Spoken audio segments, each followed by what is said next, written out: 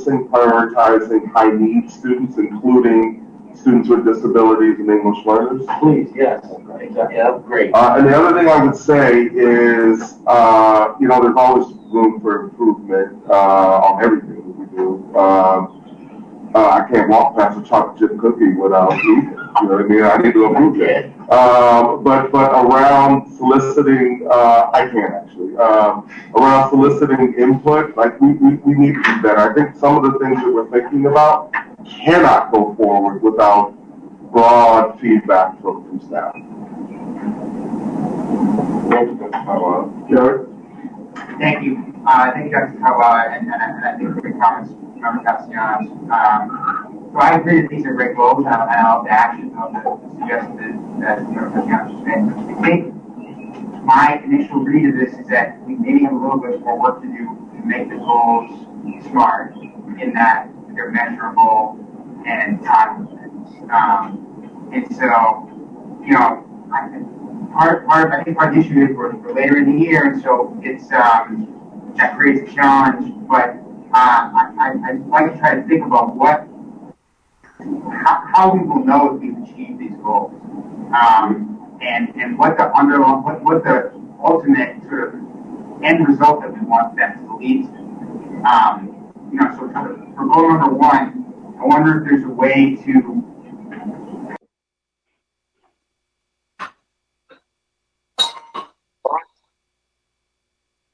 Okay. Thank you. Thank you for everything.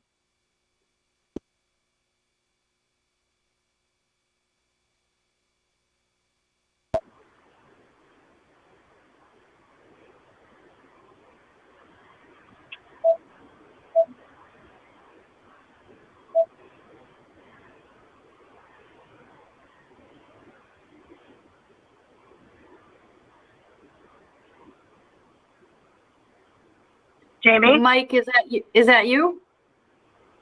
This is Mary. Oh. Hi, Mary. I'm going to name you. Okay, I'm just on my phone. I don't have the video part. Okay, that's okay. I just named your, instead of having you called caller 2, I named you. So, okay. So when you speak, people will know. Okay, thank you. We have a mic on here. Is it Mike Toomey? No, I guess not. So Mary, we have Nelson and we have Jeremy. Okay. I was talking to Nelson earlier, and I said that Lanzillo Lane is going to be continued because they only sent the additional information to the peer reviewer. Those responses, they only came in late this afternoon after I had already spoken with Mr. Reardon, and he said that he wasn't going to be logging in because he hadn't received any new information. Oh, interesting. Okay.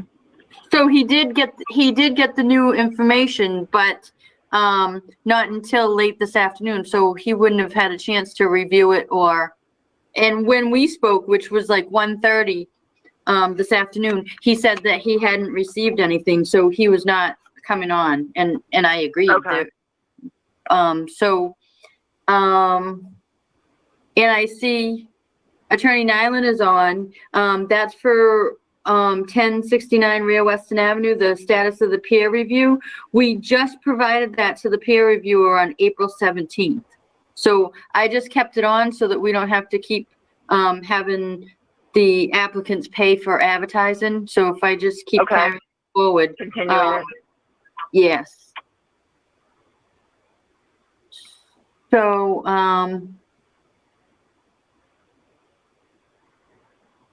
there's Attorney Vitale. I did get a response from the person from GE, and he accepted the invite for 1000 Weston Avenue, but I don't see that he's on now.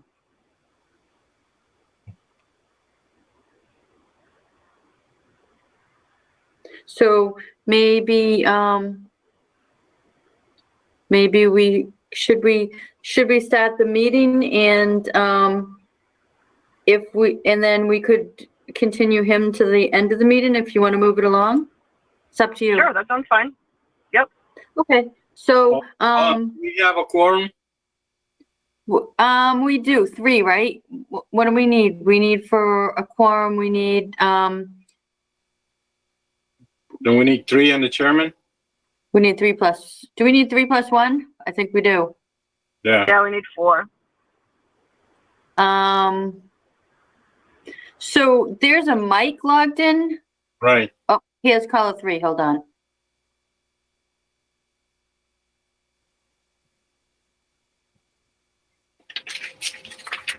Mike Toomey, are you on? I'm on. I can't get the audio on my computer. I'm using the phone and the computer, so I don't know why. Okay, let me, I think you're caller 3, so I'm just gonna fill your name in.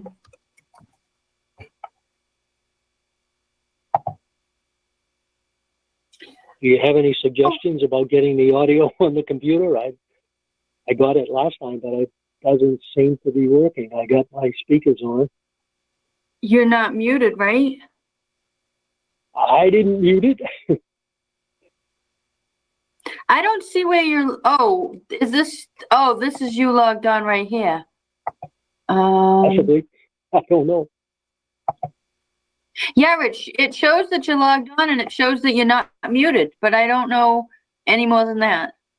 Yeah, I'm not getting any audio, but I got the phone, but I got to go back and forth from the computer to the phone because it doesn't reach right now.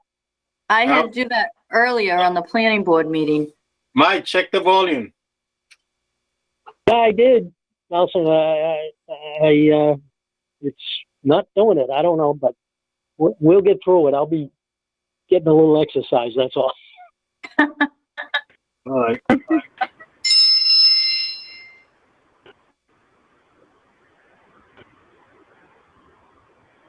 Okay, so, Mary, maybe I should, speak to Lanzilla Lane, just so I see Attorney Vitale and Mary Rimmer is on here. So I could just let them know earlier that the peer reviewer, Mr. Reardon, is not on because he didn't receive those materials until late this afternoon. Yep.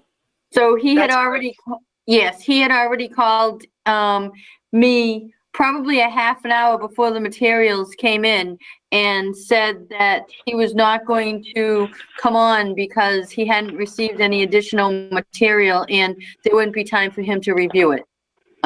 So I did have it on the agenda, but it will just be carried forward to our next meetings for him to review the material that was submitted. So I didn't want to keep you hanging on in case you don't want Thank you. to I appreciate it. follow our other agenda items. Okay. Thank you. Thank you.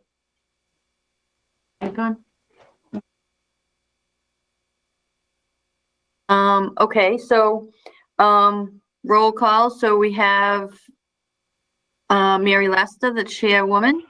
We have Michael Toomey here, Nelson Sosa here, Jeremy Smalley here. Absent is Attorney Beltry and Mr. Gonzalez.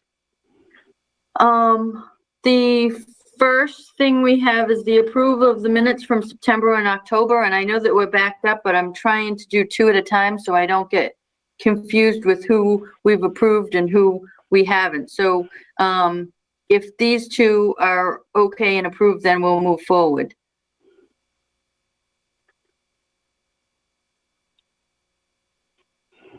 They're fine with me. It's fine with me. I'm okay. And Somebody okay, like to so make a motion? I'll make a motion to approve. Second. So this is for October and November? September and October. September and October. Okay. Yep. All in favor? Aye. Aye. Motion passes. Thank you. The next we have, this was carried over from our last meeting, the request for determination of applicability for 1000 Weston Avenue. And the petitioner contacted me the day after our last meeting and said he wanted to get on the agenda for this meeting, and he accepted the invitation, but I don't see that he's on.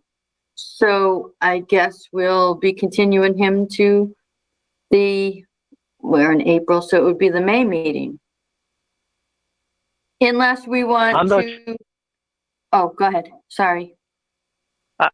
I'm not sure how others feel. I'm getting a little antsy that we're supposed to make a decision within 21 days and they haven't presented anything. I don't know how anybody else feels. I kind of agree with you, Mike, because. Go ahead. No, sorry. Just to say, I agree with you because they're still asking for approval of certain projects that are going on the site, and it makes me a little nervous, communicating with them if they're not in compliance with what's going on. Yeah, I mean, I don't know how anybody else feels, but here's my take on the whole thing. The area is definitely jurisdictional.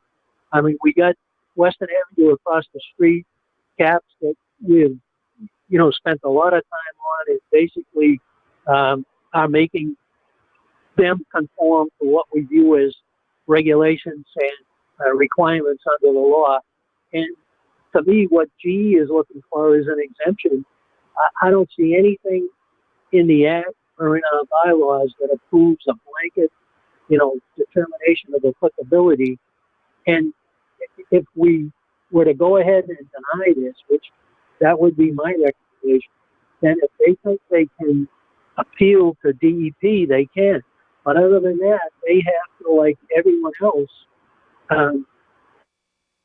as if they're doing work within a jurisdictional area, and they can request an individual determination of applicability at any time, or they can file a notice of intent at any time. But basically what we're doing is exempting them from filing any fees, and we didn't do that for the Massachusetts Division of Conservation and Recreation for a couple of test pits down on the Linway. We didn't do it for National Grid, for Mass Electric, for putting in manholes in the middle of the street. I just don't see any justification for it. And I think it sets a bad precedent, basically. So I'd be happy to make the motion if everyone feels that to basically issue a denial for this blanket determination of applicability, if that's the way everyone else sees it. That's the way I see it. The thing is, the DOA applied to the site or to individual projects.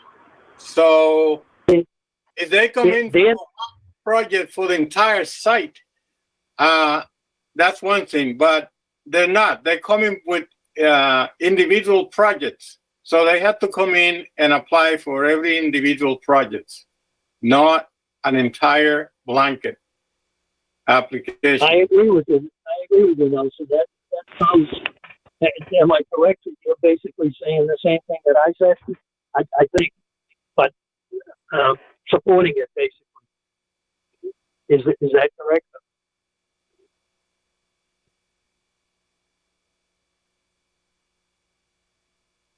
Hello? I'm completely in agreement with you as well. I guess we just need to figure out a situation as if they have an emergency that it needs to be fixed soon, how we go about doing that. Well, there are procedures for emergency filings. They, like everyone else, if it's an emergency, they're supposed to let us know and describe exactly what they're doing, and we can basically consent to the emergency aspect of it. I believe any member can support the emergency, but it's informing us. But that isn't what is going on here. I mean, I looked at the projects that they described, and we've had National Grid and the MDC, and I mean, what the people that are going to put that cable in, what they were talking about down on the Nahant Rotary there was less invasive than what they're talking about. So that's just the way that I feel. And CAPS, when that whole thing started with CAPS applied to us for the building of a freestanding block wall. And that basically started that guy's whole problem. And we're saying basically the GE doesn't have to inform us of anything that they're doing on the site. And I don't think that's correct. The area is definitely jurisdictional, and everything that they refer to in the determination of applicability refers to strictly the riverfront area. Well, it's not strictly the riverfront area. It is the riverfront area, but it's also the buffer zone to the bank. It's also coastal flood zone. So the exemption that they're talking about under the riverfront area doesn't even apply. It doesn't make sense at all. And they sent us a ton of material that has to do with the administrative consent order that I don't see what that relates to their filing for work on the site at all. I just don't get it. Yeah. Nope, I'm in complete agreement, Mike. Yeah, I do agree with Mike 100%. Now, do we know what is their excuse not to show up? What I'm afraid of, I don't know about anybody else. Excuse me, Mary. That's all right. Go ahead. Nope, I don't. All I know is that I sent him the invite at the same time that I sent it to all of the members, and he accepted it. I'm just afraid that they wanted the 21 days to pass, and they're going to say that it was approved because we didn't act within 21 days. And that's why I think it's important that we act and issue a denial. And if they want to appeal it to the DEP, and if DEP says different, then fine, but it's on DEP. And it's still, I think we need, again, it's another case where we need to make it clear that we're issuing a denial under the Wetlands Protection Act and the local bylaw, because they can't appeal to DEP under the local bylaw. They have to appeal to the court. So, and if anyone else has any ideas about what justifies giving them a blanket DOA, I'd be really interested. I just can't find anything, any place that supports that.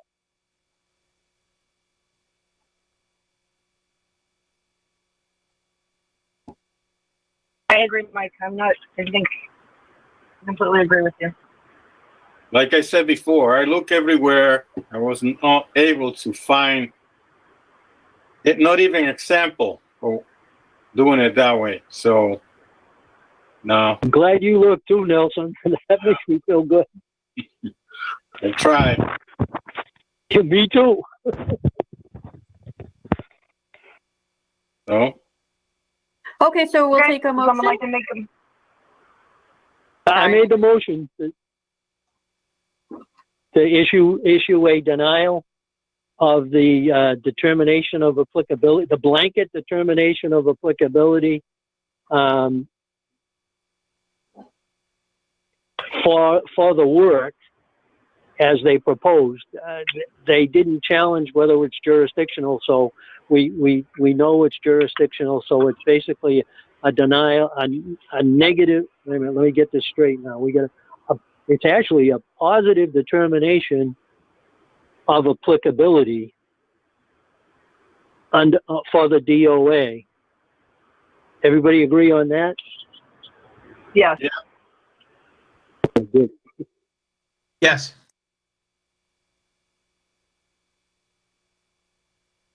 So I'll make that we issue a positive determination of applicability. A second. Got it. All in favor? Aye. Aye. Aye. Motion passes. Thank you. we discussed Lanzillo Lane being carried forward, and the reasons for that. Next is the status of the peer review on 1069 Rear Weston Avenue. We have Attorney Nyland on the line and Mary Rimmer is, Yeah. yes? Jamie, before we go to that, I think we need a motion to continue the Lanzillo Lane to the next Okay. meeting, a formal motion, and I'll make Okay, that thank motion. Could we have a second? I second it. Thank you. All Yeah. in favor? Aye. Aye. Aye. Aye. Motion carries. Thank you. So, now we're at Attorney Nyland, I see, he's on, and I think Mary Rimmer is still here. And we're just gonna talk about the status of the peer review. So good evening, Jamie and members of the commission. Chip Nyland, representing the applicant. My sole purpose is just to make sure that we continue the hearing so that we don't have to publish it again. I understand that the material's been sent along to the peer reviewer and they will be looking at material, and we're also going to be responding to the commission.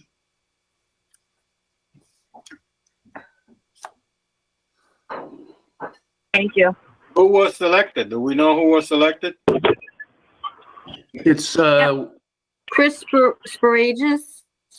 right, Sparagus? Williams and Sparagus, right? Okay.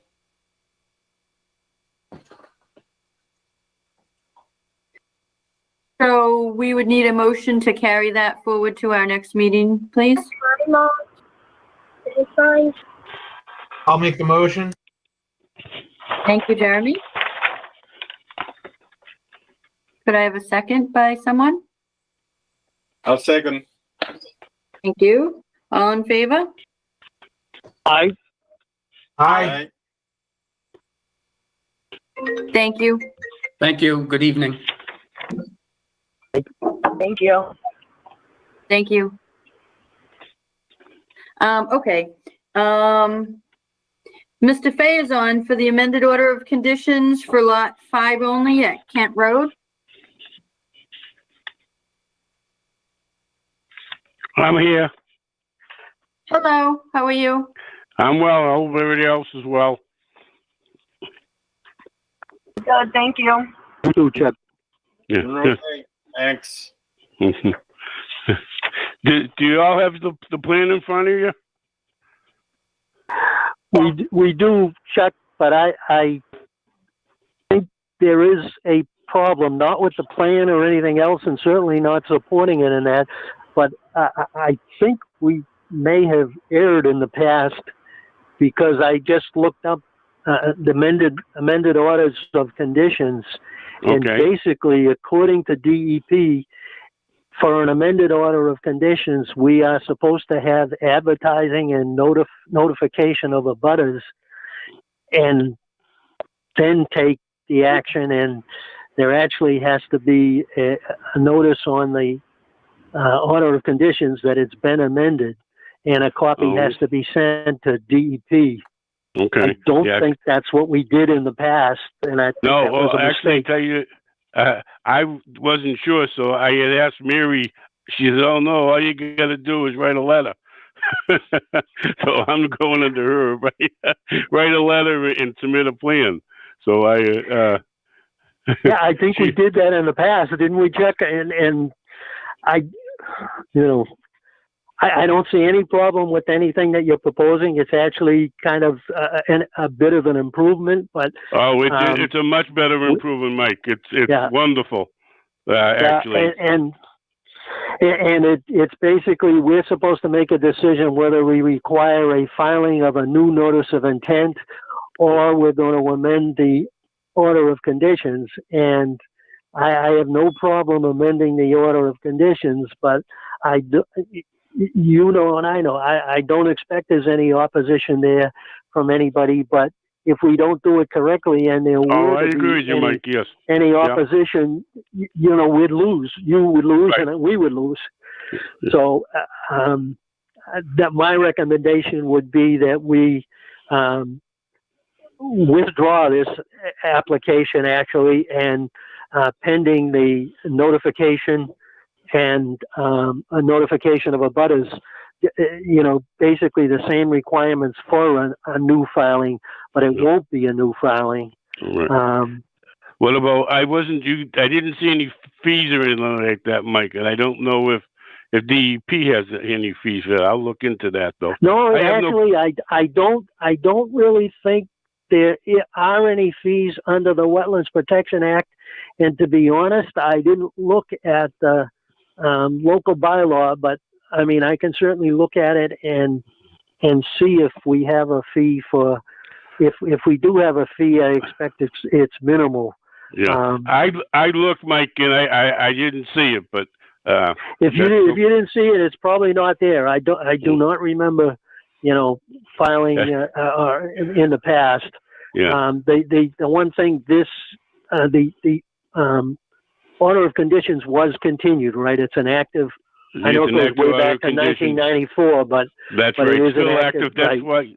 That's why I don't show the new wetlands or the 30-foot buffer or anything like that. Similar to Lot 3 that we just did in December, I think.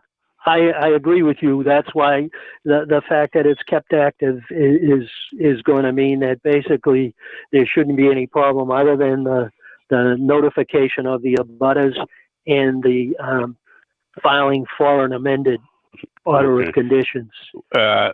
Should we re-advertise too, Michael? Actually, that's the other thing. If I didn't say that, yes, that is. I think you did. I just wanted to clarify. Yeah, that's not a problem. It's not a problem. No, I mean, he's got to wait a month. He waits a month. Yeah. Yeah. The other thing that may be, and because you have an active, this is one you can kind of play with. You have an active order of conditions, and if the work is within that range, you may be able to go forward with some of that work. I don't know whether that's worthwhile or not. So, yeah, I'll talk to him. No problem. Yeah. Because the majority of that riprap slope's going to be removed, and he had placed that silt. I don't know if you've been up to the site. He had placed that silt fence back when you had suggested doing something when we were working on Lot 3, and right. I don't know if anybody was up to look at Lot 3, but I didn't go up because I discovered this, and I said, well, we better just do it right. Yeah. Well, you might be. Jack Peterson's a good guy. He's got he's framing the house now. I was worried about the heavy rain coming, and I had him put a straw wattle on top of all the riprap so we wouldn't get any debris into the wetlands and stuff like that. Even though that in addition to the silt fence that's there and everything. So. Yep, that sounds good. Yeah. All right. Sounds very good. We'll do. I mean, could we get comments? Anybody else have any comments? Yeah, that's a good point. Right.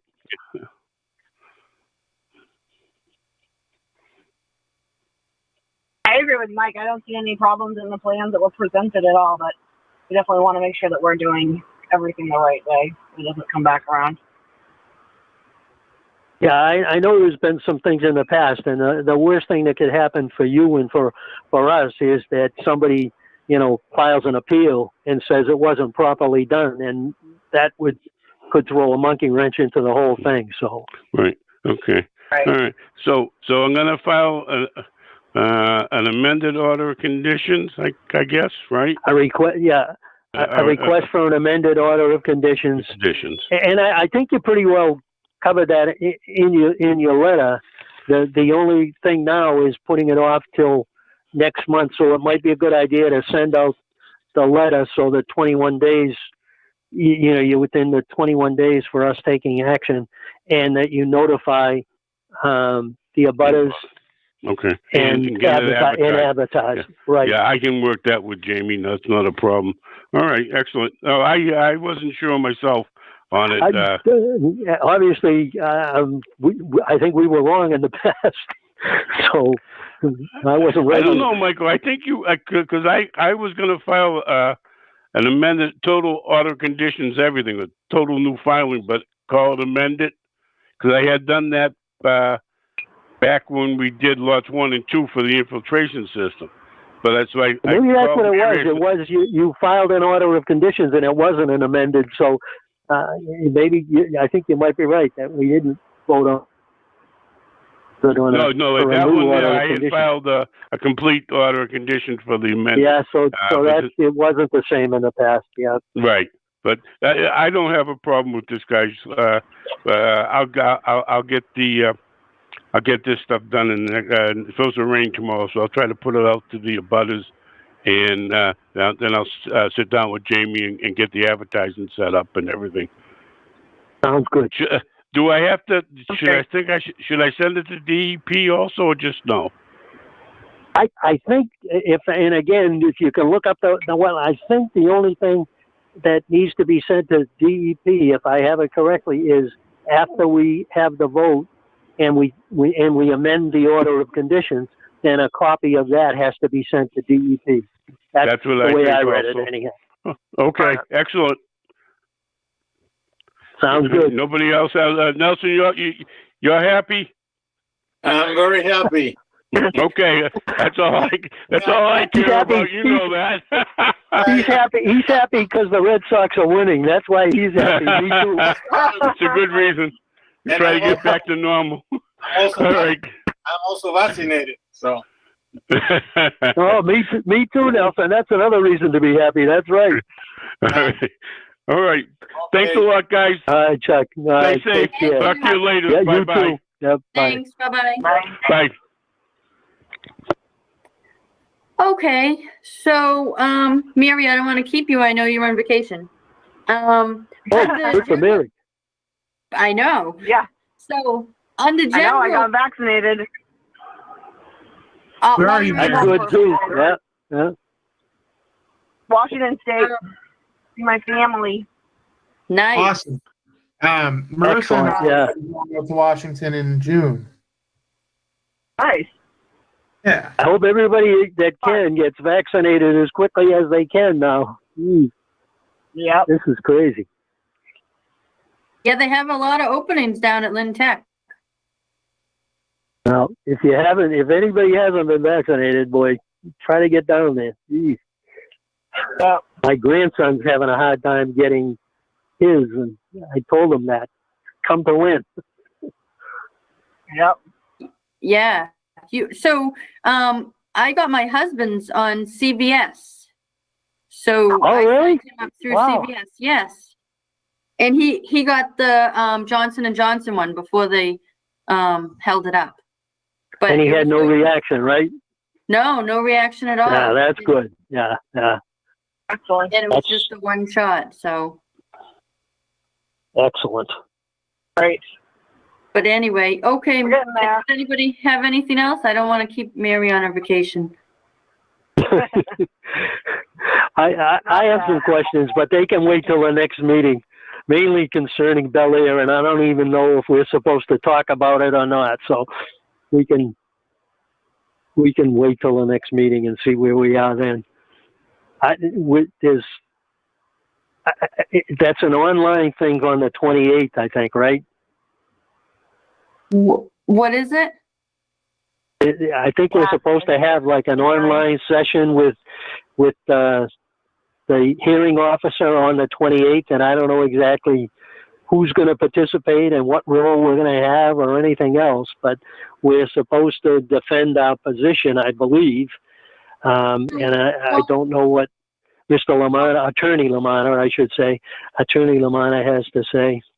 Yeah, I'm going to follow up with him because I hope he's going to be representing us. Yeah, He's been in the email. I don't know whether I should even say this over the thing and whether we're on the minutes and that, but that this whole thing about adjudicatory hearings is, if you look at the banner on all of the material we're receiving, this is being reviewed by DEP, no matter what you say, and they historically don't like challenging decisions by their same organization, and it never made sense to me that the DEP is the board that gets the final review after a decision's been made by DEP. And you can see that there's like 5 copies going out to different people in different DEP positions. And you can bet that they're going to try and support DEP's position in this. It's not, to me, it's not exactly a fair hearing, but I don't even know if I should say that, but at this point, I don't care. So that's on the 28th. So why don't I ask him tomorrow what the format is? Yeah, and if we have any say in whether he would like us to comment or provide any support, I think if I understand the adjudicatory process, that what we really need to start doing is getting support for our positions. Like they've already ruled on the mootness of the ruling under the bylaw. And again, I don't know how Attorney Lamanna feels about that or how anyone else feels about that, but I question, okay, they've ruled on that, but the court still hasn't ruled, in the area for an appeal of a bylaw decision is the courts. It's not DEP. And I don't know what that means. If they're saying that it's the decision under the bylaw doesn't stand because of the problem with the form. Mm-hmm. And Jamie, I don't know whether you can add anything to this or not, but I still have a hard time understanding how his copy had that page in it. And I am quite sure that our copy, and I don't believe we've heard from DEP, but I'd be willing to bet that DEP's copy didn't have anything. And I think you're right, because I think that when I prepared that was when I prepared it, that was one of the first ones that I was doing, and you came in here and went through it to make sure that I had handwritten in what I needed to handwrite on the top. You're right, and I should have, and we all probably should have noticed that page was missing, but we didn't, and that is truly a clerical error. But if that page had been there and it was wrong, I am like 100% positive that I would have said, wait a minute, that's wrong.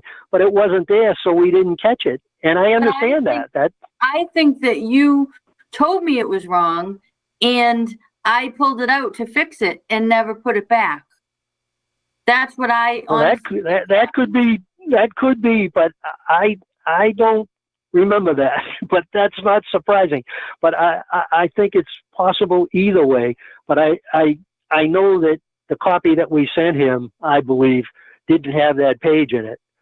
And that's kind of my question right along, that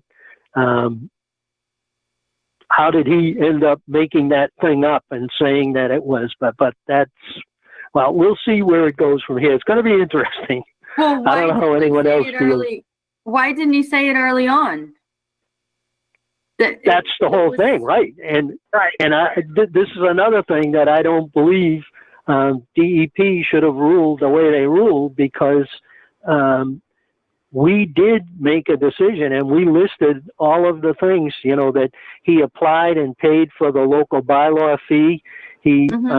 We made the ruling very clear that it was under the bylaw and under the Wetlands Protection Act. And we actually voted at the meeting and mentioned the local bylaw.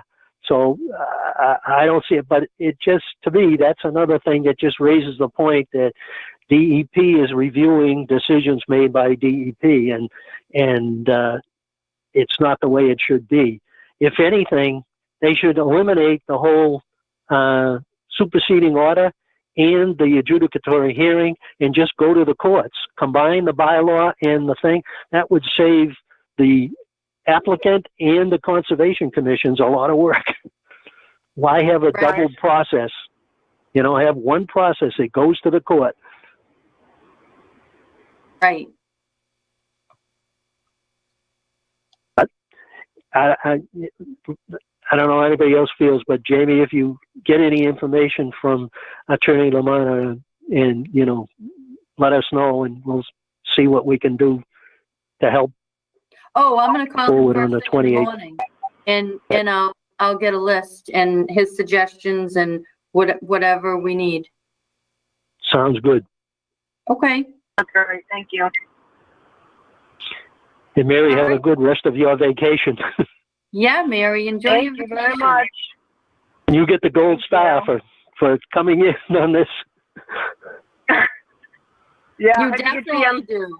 sitting looking at the river and mountains right now. It's not so bad. Where are you? Are you looking at In the Saugus Washington River? State. Holy No, cow! I'm looking at the Oh my God! Are Skagit you River. really? Yep. The what river? Skagit. Oh Skagit. wow! Yeah, That's North how- Cascades National Park. Holy cow! Wow! Again, the gold. You get a double I'll send you gold some star. pictures. Yeah, great. Well, enjoy the rest of your vacation. All right, thank you, Thank everyone. you. Oh, wait, we need a motion to adjourn. We need a motion, right? Yep. Make a motion. Second. There you go. All in favor? Yep. Thank you. All right. Bye. Everybody, stay Have a safe good and have a night. good month. Yeah. Thank you. Thank you. You too. Yep. Bye. Bye.